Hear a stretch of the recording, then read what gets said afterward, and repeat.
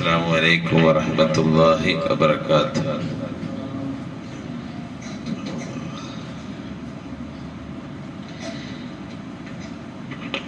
بسم الله الرحمن الرحيم.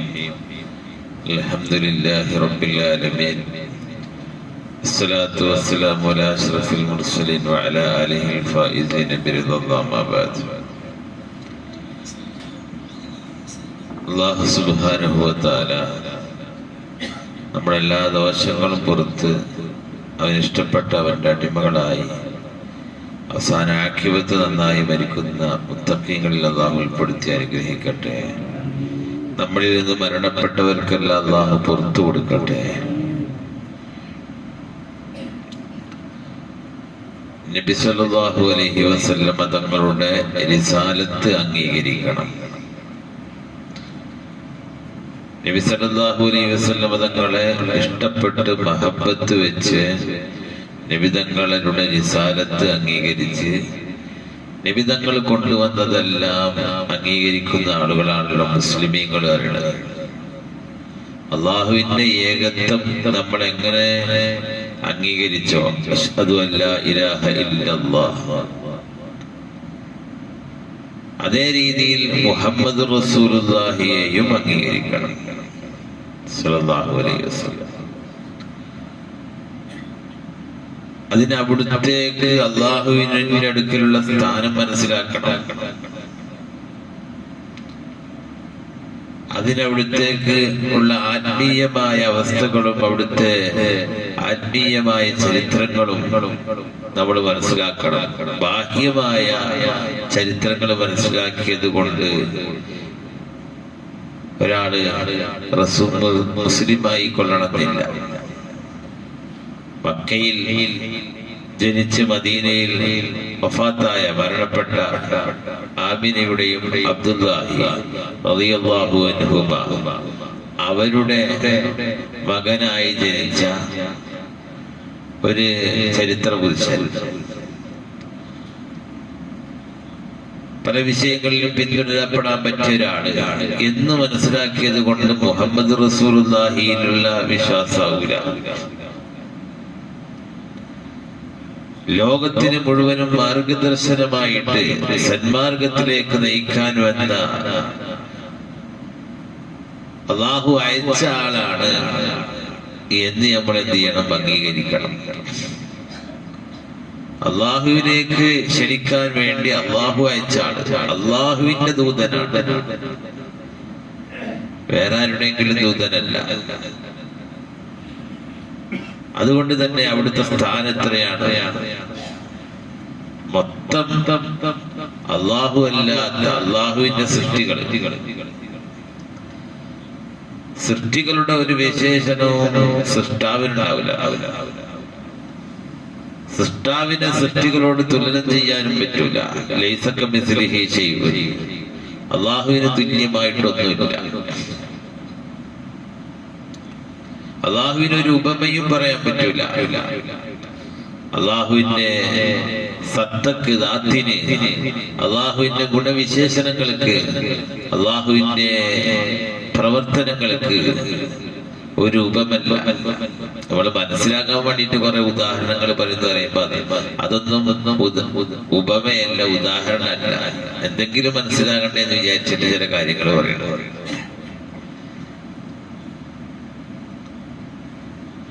അപ്പൊ അതുകൊണ്ട് സൃഷ്ടാവും സൃഷ്ടിയും അത് വ്യത്യാസമുണ്ട്. അടിമയും ഉടമയും വ്യത്യാസമുണ്ട്, എത്രയോ വ്യത്യാസമുണ്ട്. ഇലാഹും മഅബൂദും അബ്ദും എത്രയോ വ്യത്യാസമുണ്ട്. മാലിക്കും മംലൂക്കും എത്രയോ വ്യത്യാസമുണ്ട്. അത് നമ്മൾ ആദ്യം മനസ്സിലാക്കണം. ഒരിക്കലും സൃഷ്ടി സൃഷ്ടാവൂല, ഒരിക്കലും സൃഷ്ടി ഇലാഹാവൂല, ഒരിക്കലും സൃഷ്ടി റബ്ബാവൂല. സൃഷ്ടികളിൽ ഏറ്റവും അഫ്ദലായ ആളാണ്, അഷ്റഫുൽ ഖൽഖാണ് മുഹമ്മദ് റസൂലുള്ളാഹി. സൃഷ്ടികളെ മൊത്തം എടുത്തു നോക്കിയാല് അവരുടെ സ്ഥാനങ്ങൾ നമ്മൾ എടുത്തു നോക്കിയാൽ ആ സ്ഥാനത്ത് വേറൊരാളില്ല. സൃഷ്ടികളെ നമ്മൾ മൊത്തം ഏറ്റവും 1-ാം ക്ലാസ്, 2-ാം ക്ലാസ്, 3-ാം ക്ലാസ് അങ്ങനെ നമ്മൾ കണക്കാക്കുകയാണെങ്കിൽ ഒരു 10 ക്ലാസ് വരെ കണക്കാക്കുകയാണെങ്കിൽ 1-ാം ക്ലാസ്സിലാണ് ജീവനില്ലാത്ത എല്ലാ വസ്തുക്കളും, ജമാദാത്തുകൾ, കല്ല്, മുള്ള്, എല്ലാം ജീവനില്ലാത്ത മൊബൈൽ, ഇതൊന്നും ജീവനില്ലല്ലോ. ഇതിനൊന്നും ജമാദാത്ത് എന്നാണ് അതിന് അറബി പറയാം. നിർജീവ വസ്തുക്കൾ, അതാണ് ഏറ്റവും താഴ്ന്നത്. ഇതിനൊന്നുമില്ല. പിന്നെ 2-ാം സ്ഥാനത്തുള്ളതാണ് നബാതാത്ത്, സസ്യങ്ങൾ. സസ്യങ്ങൾക്ക് കല്ലുകളെക്കാൾ ഒരു മഹത്വം, ഒരു പ്രത്യേകത. എന്താണത്? കല്ല് ഒരു സ്ഥലത്ത് കൊണ്ടുപോയി വെച്ചാൽ വളരൂല. കുറഞ്ഞ ഞാൻ വെള്ളം പീച്ചിട തോക്കുവാണ് ഇവിടെ കൊടുത്ത ക്ലാസ്സിന് ഞാൻ തെറിസിന് മുമ്പ് എടുത്ത ചേർന്ന് ഉറങ്ങണമല്ലോ എന്ത് ചെയ്യണം, അതുകൊണ്ട് വീഡിയോ. അപ്പോ നബാത്താത്ത്, സസ്യങ്ങൾക്ക് ഈ നിർജീവ വസ്തു ജമാദാത്താത്തിനില്ലാത്തൊരു പ്രത്യേകത. എന്താണ്? കല്ലിനും ഒന്നും ഇല്ലാത്തൊരു പ്രത്യേകത ഉണ്ട്. കല്ല് വളരൂല, സസ്യങ്ങൾ എന്ത് ചെയ്യും? വളരും. അപ്പൊ 2-ാം ക്ലാസ്സിലാണ് നബാത്താത്ത്, സസ്യങ്ങൾ. പിന്നെ അതിനേക്കാളും ഒന്നും കൂടി ഉയർന്ന ആൾക്കാരാണ് ഹയവാനാത്ത്, ജീവികൾ. പോത്തും എരുമയും എല്ലാം സസ്യങ്ങളെക്കാൾ അതിനൊരു പ്രത്യേകത ഉണ്ട്. എന്താണ്? അതിന് സ്വദേശത്തോടു കൂടി സഞ്ചരിക്കാൻ കഴിയാം. ഒരു പ്രത്യേകമായ ശുഊർ, ബുദ്ധി എന്ന് പറയാൻ പറ്റൂലെങ്കിൽ ഒരു അറിവുണ്ടായി. അതുകൊണ്ടല്ലേ ഉറുമ്പളൊക്കെ കണ്ടില്ല, ഒരേ റൂട്ടിൽ കൂടെ തന്നെ പോകുള്ളൂ. പക്ഷികൾ കണ്ടില്ല, വൈകുന്നേരം ഒരേ സ്ഥലത്തേക്ക് തന്നെ എന്ത് ചെയ്യുള്ളൂ? പറക്കുള്ളൂ. അപ്പൊ അതിൻ്റെതായ ഒരു തിരിച്ചറിവ് എന്തുണ്ട് ഈ മൃഗങ്ങൾക്കുണ്ട്. അപ്പൊ മൃഗങ്ങൾ 3-ാം ക്ലാസ്സിലാണ്, 3-ാമത്തെ സ്ഥാനത്താണ്. പിന്നെ ഒന്നും കൂടി അതിനേക്കാളും ദർജ ഒന്നും കൂടി കൂടിയ ആൾക്കാരാണ് മനുഷ്യന്മാര്. മനുഷ്യന്മാർക്ക് എന്തുണ്ട്? ബുദ്ധി. അപ്പൊ നമ്മളൊക്കെ എല്ലാ മനുഷ്യന്മാരും 4-ാം ക്ലാസ്സിലാണ് ഉറപ്പാണ്. ഏറ്റവും താഴെയുള്ളത് ജമാദാത്ത്, നിർജീവ വസ്തുക്കൾ. പിന്നെ 2-ാം ക്ലാസ്സില് അതിനേക്കാൾ ഉയർന്നത് നബാത്താത്ത്, സസ്യങ്ങള്. അതിനേക്കാൾ ഉയർന്ന സ്ഥാനത്താണെന്ത്? ഹയവാനാത്ത്, ജീവികൾ. അതിനേക്കാൾ ഒന്നും കൂടി ഒരു പടി ഉയർന്നവരാണെന്ത്? മനുഷ്യൻ. പക്ഷെ മനുഷ്യനാ ബോധമല്ല, ഞാനാണ് എന്ത്? ജമാദാത്തിനേക്കാൾ എനിക്കാണ് പവർ, എനിക്കാണ് മഹത്വം എന്ന് മനസ്സിലാക്കാനുള്ള ബോധമല്ല. അതുകൊണ്ടല്ല മനുഷ്യൻ ജമാദാത്തിനെ കൊണ്ടാണ്, നിർജീവ വസ്തുക്കളെ കൊണ്ടാണ് അഹങ്കാരം കാണിക്കുന്നത്.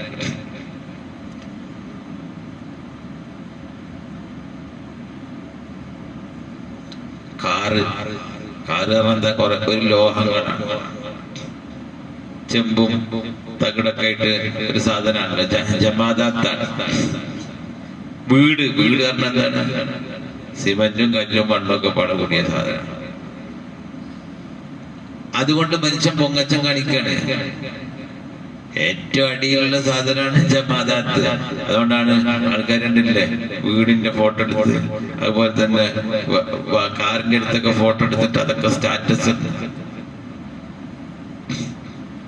അത് ഇതിനെ കൊണ്ട് പൊങ്ങച്ചം കാണിക്കുക, ഇതിനെ കൊണ്ട് അഹങ്കാരം എന്ത് ചെയ്യാണ്? കാണിക്കാണ്. യഥാർത്ഥത്തിൽ വാഹനങ്ങൾ കൊണ്ട് നമ്മളല്ല അഹങ്കാരം കാണിക്കേണ്ടത്. വാഹനങ്ങൾക്ക് വേണമെങ്കിൽ നമ്മളെ കൊണ്ട് അഹങ്കാരം കാണിക്കാം. മനുഷ്യൻ എന്നിൽ സഞ്ചരിക്കുന്ന ആളാണ്. ഈ വീടിന് വേണമെങ്കിൽ നമ്മളെ കൊണ്ട് അഹങ്കരിക്കുക എന്നല്ലാതെ ബുദ്ധിയുള്ള മനുഷ്യനാണ് എന്നിൽ പാർക്കണത് എന്ന് വേണമെങ്കിൽ അംഗീകരിക്കാം. നമ്മൾ ഈ സിമന്റും വെള്ളം കല്ലും കൊണ്ട് അഹങ്കരിക്കാം. അപ്പൊ മനുഷ്യൻ ആ തിരിച്ചറിവ് കിട്ടിയിട്ടില്ല. ഇൻസാൻ നാലാമത്തെ പദവിയിലാണ്. ജമാഅത നിർജീവമായ ഈ വസ്തുക്കളെക്കാളൊക്കെ എത്രയോ ഉയരത്തിലാണ് മനുഷ്യൻ, നാലാമത്തെ പദവി. പിന്നെ ഈ മനുഷ്യന്മാര് അള്ളാഹു ബുദ്ധി നൽകിയത് അറിവിന് വേണ്ടിയിട്ടാണ്. അറിവ് സമ്പാദിച്ച ആൾക്കാർ. അറിവ് എന്ന് പറഞ്ഞാൽ രണ്ടറിവും. ഏത് അറിവാവട്ടെ, അറിവിനൊരു മഹത്വം. അപ്പൊ അറിവുള്ള ആൾക്കാരെന്ത് ചെയ്യും? ഒന്നും കൂടി സ്ഥാനം കൂടി. അപ്പൊ 5ാം ക്ലാസ്സിലാണ്. ഈ ക്ലാസ്സിലൊക്കെ ഒരുപാട് ആൾക്കാരുണ്ട്. 1ാം ക്ലാസ്സിൽ കോടാനക്കോടിയുണ്ട്. എന്തെല്ലാം വസ്തുക്കളുണ്ട് ഇവിടെ. സസ്യങ്ങൾ പറഞ്ഞ നബാത്താത്ത് പറഞ്ഞാലും എത്ര ജാതി സസ്യങ്ങളുണ്ട്. ഒന്ന് നമ്മളെ പണ്ടിക്കാട്ടിക്ക് നോക്കിയാൽ തന്നെ മനസ്സിലാവും. സുബ്ഹാനല്ലാഹ് നമ്മൾ പറയും. എന്തിനാ നിനക്ക് അള്ളാഹ് പടച്ചതെന്ന് ഇങ്ങനെ ആലോചിച്ചോണ്ട്. കുറെ അപ്പിയും എന്താണ് കുറേ സാധനങ്ങൾ ഞാൻ തന്നെ ഇങ്ങനെ നോക്കിയേക്കും. കുറേ എന്തൊക്കെ എണ്ണിയ കണ്ടേക്കും. എന്തൊക്കെ എന്തിനാ അള്ളാഹ് പടച്ചത് ഇങ്ങനെ. നബാത്താത്ത്. അതുപോലെ തന്നെ മൃഗങ്ങളും നമ്മൾ കണ്ടതും കാണാത്തതൊക്കെ എന്തെല്ലാം ജാതി മൃഗങ്ങളുണ്ടെന്നറിയാം. ജന്തുക്കള്, മൃഗങ്ങള്, ജീവനുള്ള വസ്തുക്കള്. പിന്നെ മനുഷ്യന്മാരിനെ ഇപ്പൊ എത്ര കോടി മനുഷ്യന്മാരുണ്ട്. അതിനേക്കാൾ ഒന്നും കൂടി ആള് കുറയും.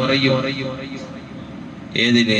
അറിവുള്ളവർ എന്ന് പറയുന്നതിൽ ആള് കുറയും. മനുഷ്യന്മാരെല്ലാവരും ബുദ്ധി ഉണ്ടെങ്കിൽ അറിവുണ്ടാവില്ല. അപ്പൊ അറിവുള്ള ആൾക്കാർ, അറിവ് തന്നെ രണ്ടറിവുണ്ടല്ലോ. ശർഈയായ അള്ളാഹിനെ കുറിച്ചുള്ള അറിവ്, അള്ളാഹുവിന്റെ ദീനിനെ കുറിച്ചുള്ള അറിവ്, സല്ലല്ലാഹു അലൈഹി വസല്ലം തങ്ങളെ കുറിച്ചുള്ള അറിവ്. അങ്ങനെ ആത്മീയമായ അറിവുള്ളവരുണ്ട്, ഭൗതികമായ അറിവുള്ള. അതിൽ ആത്മീയമായ അറിവുള്ളവർക്ക് ഒന്നും കൂടി സ്ഥാനം കൂടും.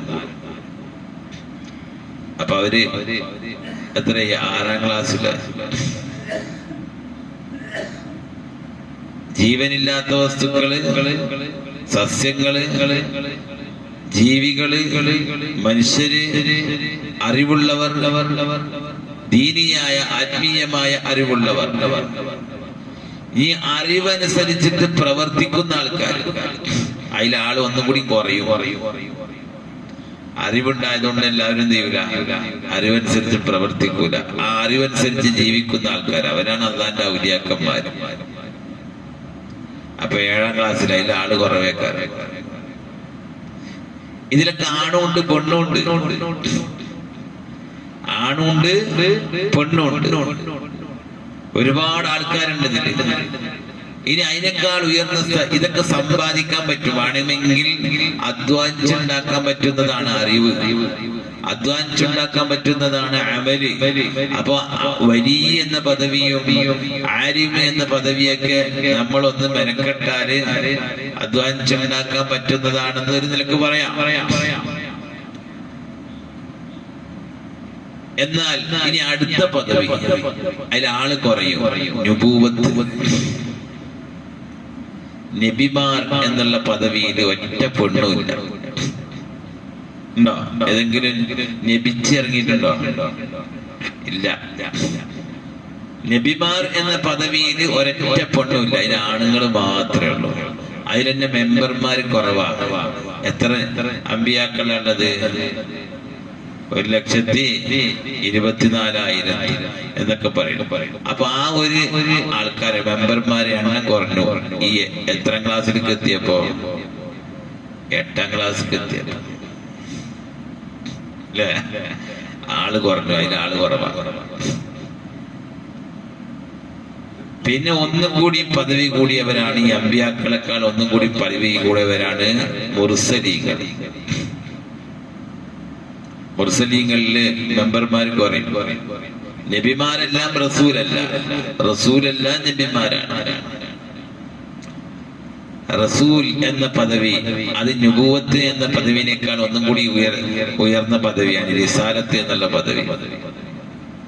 അതില് ആകെ എത്ര മെമ്പർമാരേ ഉള്ളൂ? മുർസലീങ്ങൾ 300 ചില്ലാനം മെമ്പർമാരല്ലേ ഉള്ളൂ. പിന്നെ ഒന്നും കൂടി, പിന്നെ അതിനേക്കാൾ ഉയർന്ന പദവിയാണ് എന്ത്? റിസാലത്തുൽ ഉളുമ. അഷ്റഫുൽ ഖൽഖ് സല്ലല്ലാഹു അലൈഹി വസല്ലം, മുർസലീങ്ങളിൽ ഏറ്റവും ഉന്നതരായവർ, റിസാലത്തുൽ ഉളുമ, ഈ പദവിയിൽ ഒരൊറ്റ ആളേ ഉള്ളൂ. ഈ പദവിയിൽ അള്ളാഹുവിന്റെ സൃഷ്ടികളിൽ ഒരൊറ്റ ആളേ ഉള്ളൂ. മുർസലീങ്ങളിൽ ഏറ്റവും ഉയർന്നവർ എന്ന് പറയുന്ന റിസാലത്തുൽ ഉളുമ എന്ന് പറഞ്ഞ 10ാമത്തെ സ്റ്റാൻഡ്. അതില് വേറൊരാളില്ല. ആ ആളാണ് ആര്? മുഹമ്മദുർ റസൂലുള്ളാഹി. ഉണ്ടോ ആ പദവിയിൽ? അഷ്റഫുൽ ഖൽഖ്, അഷ്റഫുൽ ഖൽഖ് പറഞ്ഞ ഖൽഖിൽ ഏറ്റവും ശ്രേഷ്ഠവരായവർ. പിന്നെ എങ്ങനെ അവിടെ വേറൊരു ഖൽഖ് ഉണ്ടാകുക? അഷ്റഫുൽ ഖൽഖ്, സൃഷ്ടികളിൽ ഏറ്റവും ഉന്നതരായവർ.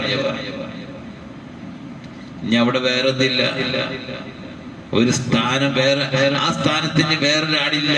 ആ പേരിൽ തന്നെ മനസ്സിലാക്കാൻ പറ്റും. അഷ്റഫുൽ ഖൽഖ്,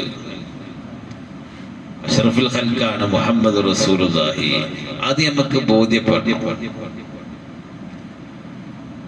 അപ്പൊ നമ്മളും റസൂലുള്ളാഹിക്ക് എത്ര സ്ഥാനം കൊണ്ട് എത്ര മാറ്റങ്ങളുണ്ട്, ദർജകൾ കൊണ്ട്. അമ്പിയാക്കളും റസൂലുള്ളാഹിയും തമ്മിൽ എത്ര വ്യത്യാസമുണ്ട്. മുർസലീങ്ങളിൽ തന്നെ ആ സ്ഥാനത്ത് ആരാണുള്ളത്? ഹബീബ് സല്ലല്ലാഹു അലൈഹി വസല്ലം തങ്ങളെ കുറിച്ച് പഠിക്കുമ്പോൾ നമുക്ക് മനസ്സിലാകും. അതുകൊണ്ട് അവിടുത്തെ സ്ഥാനം എത്രയാണെന്ന് നമുക്കൊന്നും വളർന്നു നോക്കാൻ കഴിയില്ല. അഷ്റഫുൽ ഖൽഖ് എന്ന് പറയുന്ന ആ സ്ഥാനം, മുർസലീങ്ങളിൽ ഏറ്റവും ഉന്നതർ എന്നുള്ള ആ സ്ഥാനം, ഞാനും റസൂലും ഒരുപോലെയാണെന്ന് പറഞ്ഞാൽ ഇന്നമാ അന ബശറുൻ മിസ്ലുക്കും. നബി സല്ലല്ലാഹു അലൈഹി വസല്ലം തങ്ങളെ നിങ്ങളെപ്പോലെ ഒരു മനുഷ്യനാണ്. ഇന്നമാ അന ബശറുൻ മിസ്ലുക്കും. അപ്പൊ റസൂലുള്ളാഹി തങ്ങൾ നമ്മളെപ്പോലെ ഒരു മനുഷ്യനാണെന്ന് മനസ്സിലാക്കിയ ആൾക്കാരാണ് സാധുക്കൾ. ആ പറഞ്ഞത് എന്തുകൊണ്ടാണ്? ആ പറഞ്ഞത് പറയേണ്ടി വന്നത് എന്തുകൊണ്ടാണ്? ഇപ്പൊ ഞങ്ങളോട് പറയാം ഞാനും നിങ്ങളെപ്പോലെ ഒരു മനുഷ്യനാണെന്ന് പറയേണ്ട ആവശ്യമുണ്ടോ? എല്ലാവർക്കും അറിയില്ലേ? പിന്നെ എന്തുകൊണ്ടാ ഖുൽ ഇന്നമാ അന ബശറുൻ മിസ്ലുക്കും എന്ന് നബി തങ്ങളോട് പറയാൻ വേണ്ടി പറഞ്ഞത്? സാധാരണ ഒരു മനുഷ്യനല്ലാത്തോണ്ടല്ലോ. നബി തങ്ങളിൽ നിന്ന് പല അസാധാരണമായ അവസ്ഥകളും സ്വഹാബത്ത് കണ്ടപ്പോൾ ഇത് മലക്കാണോ ജിന്നാണോ? ഇതിന്റെ ഹഖീഖത്ത് എന്താണ്? ബശരീയ മനുഷ്യൻ തന്നെയാണ്. എന്നിട്ടത് പറഞ്ഞതിന് ശേഷം യൂഹാ ഇലയ്യ, എന്നിലേക്ക് വഹി നൽകപ്പെടുന്നുണ്ട്. അപ്പൊ വഹി നൽകപ്പെടുന്ന ആളാണ്. വഹി നൽകപ്പെടുന്ന ആളുകളിൽ ഏറ്റവും ഉന്നതരാണ്. അപ്പൊ എങ്ങനെ നബി സല്ലല്ലാഹു അലൈഹി വസല്ലം തങ്ങൾ നമ്മളെപ്പോലെ ഒരാളാവുക? ഒരു സാധാരണ മനുഷ്യനാകുക അല്ല. നബി തങ്ങളുടെ സ്ഥാനത്ത് ഒരാളില്ല. അത് നബി തങ്ങളുടെ സ്ഥാനം നമുക്ക് മനസ്സിലാക്കുമ്പോൾ നമ്മൾ ചിന്തിക്കണം. ഇപ്പൊ ഇന്നലെ എന്റെ ഒരാളോട് ചോദിച്ചു, ഇനിയിപ്പോ റബീഉൽ അവ്വലായാലോ റസൂലുള്ളാഹി തങ്ങളുടെ മൗലിദ് ഓതാന്നുള്ളതിന് എന്താ തെളിവ്? ഒരാൾ ചോദിച്ചതാണ്. എന്തിനാ അതിന് തെളിവ് നോക്കണ്ട്? ഏത് വെളിവുള്ളവരും മനസ്സിലാവൂലേ? കാരണം മുഹമ്മദ് എന്ന് പറഞ്ഞാൽ തന്നെ എന്താ അതിന്റെ അർത്ഥം? മൗലൂദ് ഓതപ്പെടുന്ന ആളെന്നല്ലേ. ആ പേരെന്നെ എന്ത് ചെയ്യുന്നുണ്ട്? മുഹമ്മദ് എന്നുള്ള പേരിന്റെ അർത്ഥം തന്നെ എന്താണ്? മൗലൂദ് ഓതേണ്ട ആളെന്നാണ്. മൗലൂദ് പറഞ്ഞ എന്താ? മദ്ഹുകൾ, പ്രകീർത്തനങ്ങൾ, സ്തുതിക്കൽ. മുഹമ്മദ് എന്ന് പറഞ്ഞാൽ എന്താർത്ഥം? ഏറ്റവും കൂടുതൽ സ്തുതിക്കപ്പെടുന്ന ആള്, വാഴ്ത്തപ്പെടുന്ന ആള്, പുകഴ്ത്തപ്പെടുന്ന ആള്, പുകഴ്ത്തപ്പെടേണ്ട ആള്. അപ്പൊ പേര് മുഹമ്മദ് എന്നുള്ള പേരിനെ കുറിച്ച് ചിന്തിച്ചാൽ തന്നെ മനസ്സിലാവൂലേ? എന്തിനാ കൂടുതൽ വേറെ തെളിവ്? മുഹമ്മദ് എന്ന് പറഞ്ഞാൽ തന്നെ മൗലിദ് ഓതേണ്ട ആളെന്നാണ്. വാഴ്ത്തപ്പെടേണ്ട ആള്, പുകഴ്ത്തപ്പെടേണ്ട ആള്, സ്തുതിക്കപ്പെടേണ്ട ആള്. കാരണം അള്ളാഹുവിന്റെ റസൂൽ അഹ്മദാണ്. അഹ്മദ് എന്നൊരു പേരുണ്ട് നബിതങ്ങൾക്ക്. അഹ്മദ് പറഞ്ഞാൽ ഏറ്റവും കൂടുതൽ പുകഴ്ത്തുന്ന ആള്. നബിതങ്ങള് ഏറ്റവും പുകഴ്ത്തുന്ന ആളാണ്. ആരെ? അള്ളാഹുവിനെ. അള്ളാഹുവിനെ ഏറ്റവും കൂടുതൽ ഹംദ് ചെയ്യുന്ന ആളാണ് ആര്? നബി സല്ലല്ലാഹു അലൈഹി വസല്ലം തങ്ങൾ. അതുകൊണ്ടാണ് നബി തങ്ങൾ അഹ്മദായത്. ഉപരിലോകത്ത് അഹ്മദാണ് നബി സല്ലല്ലാഹു അലൈഹി വസല്ലം തങ്ങൾ. അഹ്മദ് ഏറ്റവും കൂടുതൽ അല്ലാഹുവിനെ ഹംദ് ചെയ്യുന്ന ആള് നബി സല്ലല്ലാഹു അലൈഹി വസല്ലം തങ്ങളാണ്. പിന്നെ നബിതങ്ങൾ, അതുകൊണ്ട് തന്നെ നബിതങ്ങൾ സൃഷ്ടികളെ ഏറ്റവും വാഴ്ത്തപ്പെടേണ്ട ആള്, വാഴ്ത്തപ്പെടുന്ന ആളാരാണ്? മുഹമ്മദ് നബി സല്ലല്ലാഹു അലൈഹി വസല്ലം തങ്ങളാണ്. അപ്പൊ നബിതങ്ങളെ മനസ്സിലാക്കാനുള്ള ഒരു തിരിച്ചറിവും അറിവും ബോധവും അള്ളാഹു നമുക്ക് നൽകി അനുഗ്രഹിക്കട്ടെ. നബിതങ്ങളിലൂടെ അല്ലാതെ അള്ളാഹുവിലേക്ക് എത്തൂല്ല, അത് നമ്മൾ മനസ്സിലാക്കണം. അള്ളാഹുവെ, ഞങ്ങൾ പറഞ്ഞതും കേട്ടതും എല്ലാം നീ സ്വീകരിക്കണേ അല്ലാഹ്. ഞങ്ങളിൽ നിന്ന് മരണപ്പെട്ടവർക്കെല്ലാം പുറത്തു കൊടുക്കണേ അല്ലാഹ്. അവരെ ഞങ്ങളെയും നിന്റെ ജന്നാത്തുൽ ഫിർദൗസിൽ ഒരുമിച്ച് കൂട്ടി അനുഗ്രഹിക്കട്ടെ. ربنا تقبل منا انك انت السميع العليم وتب علينا انك انت التواب الرحيم. السلام عليكم ورحمة الله.